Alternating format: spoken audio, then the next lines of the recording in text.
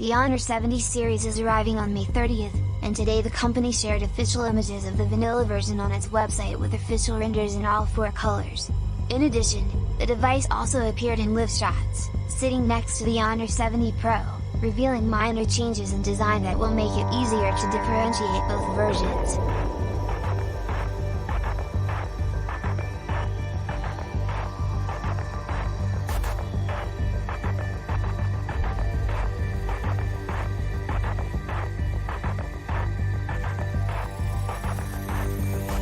The Honor 70 and Honor 70 Pro will have a triple camera setup. The Pro appears to have its shooters on an elevated island, while the vanilla has the cameras in 2 circles.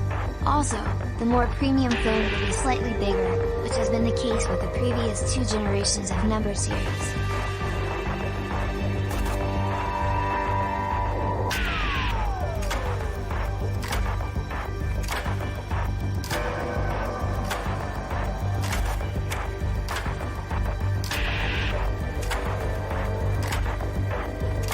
Both the Honor 70 and Honor 70 Pro will have USB-C port, skip a 3.5mm audio jack, and offer fancy and traditional color options for the domestic audience.